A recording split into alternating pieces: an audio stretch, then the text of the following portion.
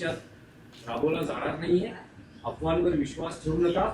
आणि सगळ्या राज्यातल्या मुख्यमंत्र्यांना आणि जनतेला त्यांनी आवाहन केलंय की या संकटाचा आपल्याला टीम इंडिया म्हणून मुकाबला करायचा.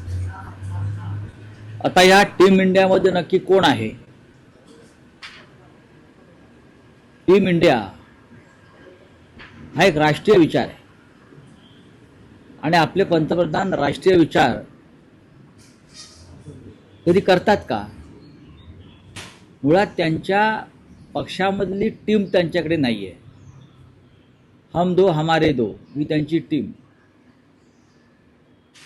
ऑल पार्टी मिटिंग म्हणजे सर्व पक्षीय बैठकीलाही जे पंतप्रधान उपस्थित राहिले नाहीत, ऑल पार्टी मिटिंग सर्व पक्षीय बैठक इतक्या गंभीर प्रश्नावर ते टीम इंडियाच्या गोष्टी करतात. संकट काळामध्ये जेव्हा देशावर संकट येतं तेव्हा मतभेद विसरून, राजकीय मतभेद विसरून सत्ताधारी आणि विरोधी पक्ष एकत्र येतात आणि यायलाच पाहिजे. आणि देशातल्या समस्त विरोधी पक्षांनी सरकारला आश्वस्त केलेलं आहे की या संकटामध्ये आम्ही सरकारबरोबर आहोत. पण सरकारनं टीम इंडिया वगैरे ढोंग करू नयेत. हे ढोंग आहे. अनेक राष्ट्रीय प्रश्नावर, संकटावर मोदींनी विरोधी पक्षाला कधी विश्वासात घेतलं नाही. खरं म्हणजे जी परिस्थिती निर्माण झालेली आहे जगात आणि त्याचा परिणाम जो देशावर होऊ घातला आहे त्याच्यावर संसदेत चर्चा होणं गरजेचं होतं आणि त्या चर्चेला प्रधानमंत्र्याने उत्तर देणं हे टीम इंडियाच्या नेत्याचं लक्षण होतं. पण दुर्दैवाने तसं झालं नाही. तरीही प्रधानमंत्री मोदी टीम इंडिया संदर्भात गंभीर असतील तर नक्कीच या संकट काळामध्ये देशातला विरोधी पक्ष त्यांच्या बाजूने आहे अशा प्रकारची भूमिका सर्वपक्षीय बैठकीमध्ये विरोधी पक्षाने घेतलेलीच आहे. राज्याचे ट्रम्प मुख्यमंत्री यांनी देखील मोदींचं कौतुक करत त्यांना काम पूर्ण करणारे नेते असं म्हटलं, त्यांचं कौतुक केलेलं आहे. मग त्याच्यावरती तुम्ही माझ्याकडून कोणत्या उत्तराची अपेक्षा करता? मोदींनी काम पूर्ण केलं ना. ऑपरेशन सिंदूर ट्रम्पच्या सांगण्यावरून मागे केलं, बंद केलं ना. ट्रम्पनी जे जे सांगितलं ते काम मोदींनी पूर्ण केलं असं त्यांना सांगायचं असेल. नाही, पण राऊसाहेब, राज्याचे मुख्यमंत्री देवेंद्र फडणवीस असं म्हणतायत की परिस्थिती सुरळीत आहे, पुरेसा इंधन आणि गॅस साठा आहे आणि जे कोणी लॉकडाऊन संदर्भातली अफवा पसरवत आहेत त्यांच्यावर फौजदारी गुन्हा दाखल करा असे आदेश. नक्कीच केला पाहिजे. लोकांना दहशतीखाली, भीतीखाली ठेवून काही उपयोग नाही. आपल्याकडं जर पुरेसा इंधन साठा आणि गॅसचा साठा असेल आणि तसं आश्वासन, तसा विश्वास देशाच्या प्रधानमंत्र्यांनी दिला असेल तर आपण त्यांच्यावर विश्वास ठेवला पाहिजे. इराणनं त्या संदर्भात घेतलेली भूमिका ही भारतीय जनतेच्या संदर्भात अत्यंत महत्त्वाची आहे. भारतीय जनतेच्या भावना लक्षात घेऊन इराणनं होर्मुझ बंदरातून आपला गॅसचा साठा असलेल्या जहाजांना बाहेर पडण्यास परवानगी दिली. आपण पाहिलं असेल. त्याच्यामुळे भारत आणि इराण जे पूर्वपार आलेले संबंध आहेत त्याच्यामुळे भारतातला इंधन आणि गॅसचा साठा सध्या पुरेसा आहे असं चित्र दिसतं आहे. रावसाहेब, राज्यातलं भोंदूबाबा प्रकरण आहे. रुपाली चाकणकर यांच्या हे प्रकरण बरंच अंगलट आलेलं आहे. आधी राज्य महिला आयोग अध्यक्षपदाचा राजीनामा आणि आता काल प्रदेशाध्यक्षपदाचा राजीनामा. हा त्यांच्या पक्षाचा एक अंतर्गत विषय आहे. ज्या प्रकरणात त्यांचं नाव आलं ते प्रकरण अत्यंत गंभीर आहे, लाजिरवाण आहे, राज्याला कलंकित करणार आहे. पण एकट्या चाकणकरच आहेत का? नाही. त्याच्यामध्ये राज्यातले आणि देशातले अनेक महत्त्वाचे नेते खरं म्हणजे आहेत. अनेक नेते आहेत. स्वतः दीपक केसरकर म्हणतात मीच का 40 आमदार तिथे जात होते. हे कोण सांगतंय? सत्ताधारी पक्षाचे एक आमदार सांगते की मलाच टार्गेट करू नका. तिथे 40 आमदार त्या खरात बाबाच्या पायाचं तीर्थ प्यायला जात होते. आता हे 40 आमदार कोण हे देवेंद्र फडणवीस यांनी जाहीर केलं पाहिजे. तिथे जाणारे मंत्री कोण हे त्यांनी जाहीर केलं पाहिजे. खरात बाबासाठी विशेष विमानांची सोय करणारे सरकारमधले कोण लोक होते हे तुम्ही जाहीर केलं पाहिजे.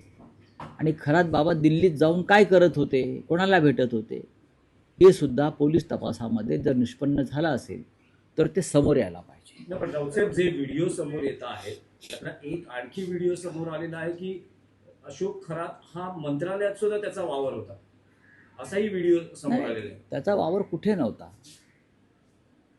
त्याचा वावर सर्वत्र होता. बहुतेक तो पंचमहाभूतापैकी एक असावा अशा पद्धतीने त्याचा वावर होता.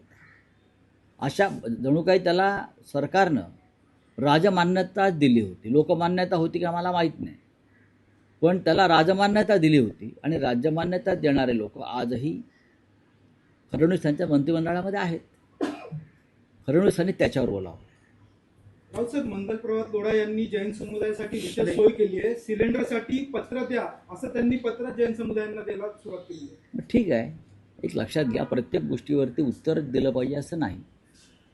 खरं म्हणजे राज्याच्या मुख्यमंत्र्यांनी जर जैन समुदायाच्या मंदिरांसाठी राज्याचे एक मंत्री विशेष व्यवस्था करत असतील तर त्याच्यावरती टीका करावं आणि त्याला विरोध करावा असं माझं मत नाही, किंवा आमचं पक्षाचं मत नाही. सर्व मंदिरांना, सर्व धर्मस्थळांना जर अशा प्रकारे व्यवस्था करायची असेल तर राज्याच्या मुख्यमंत्र्यांनी त्या संदर्भात विरोधी पक्षांशी सुद्धा चर्चा केली पाहिजे. नरेंद्र मोदीने जी चूक केली करतायत, टीम इंडिया आणि टीम इंडियामध्ये कोणच नाही, तसं टीम महाराष्ट्र तयार करून त्या टीम महाराष्ट्रामध्ये राज्यातल्या प्रमुख विरोधी पक्ष नेत्यांना घेऊन तुम्ही ही सगळी जी व्यवस्था आहे ती मार्गी लावली पाहिजे.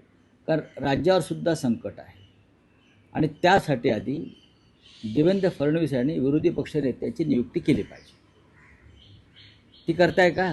तर तुमचा टीम महाराष्ट्र तयार होईल. विधानसभेत आणि विधान परिषदेमध्ये विरोधी पक्ष नेत्यांची नियुक्ती जर करणार नसाल तर कसे काय तुमची टीम तयार होणार? राऊतसाहेब, मंत्री नरहरी झिरवळ यांना तूर्त अभय मिळाल्याचं दिसतंय. कारण मुख्यमंत्री असं म्हणतात त्या व्हिडिओची सत्यता पडताळल्याशिवाय कशी काय ते सत्यता पडताळणार? कारण मंत्री झिरवळ यांचा दावा आहे की अनेक व्हिडिओ हे त्याचे भाग एकत्रित करून पहा की ते किरीट सोमय्याच्या व्हिडिओची पण सत्यता पडताळणार होते असं ते बोलले होते. ती सत्यता पडताळायला पाहिजे. अशा प्रकारचे व्हिडिओ आले की त्यांची सत्यता पडताळायला पाहिजे, पण ती सत्यता कधीच पडताळली जात नाही. हे एक प्रश्न विचारला जातो, उत्तर दिलं जातं. तुम्ही सत्यता पडताळणार म्हणजे काय?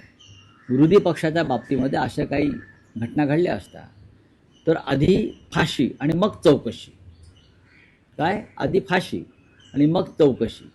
इथे फाशीचं नावच नाही, करू चौकशी. राऊतसाहेब, मध्य रेल्वेच्या भरती प्रक्रियेमध्ये मराठीला डावललं गेलेलं आहे. फक्त हिंदी आणि इंग्रजी यांनाच तिथे मान्यता देण्यात आलेली आहे. या विषयावरती मी माननीय उद्धव ठाकरे साहेबांशी आज चर्चा करेन आणि त्या संदर्भात पक्षाची भूमिका काय आहे ती आपल्यापर्यंत येईल. बोला. देवेंद्र मोदी ने सीएम की मीटिंग ली है जिसमें उन्होंने कहा कि लॉकडाउन नहीं लगने वाला. इस बात पर क्या कहना है? नहीं, अच्छी बात है. अगर प्रधानमंत्री ने कहा है कि लॉकडाउन नहीं लगेगा, राज्य के मुख्यमंत्री कहते हैं, जनता को विश्वास दे. तर खरात प्रकरणी चाकणकर एकट्या नाहीयेत असं राऊत म्हणतायत. ज्या प्रकरणात चाकणकरांचं नाव ते अत्यंत गंभीर प्रकरण असल्याचं राऊतांनी सांगितलंय. चाकणकरांच्या राजीनाम्यावर या ठिकाणी संजय राऊतांनी प्रतिक्रिया दिलेली आहे.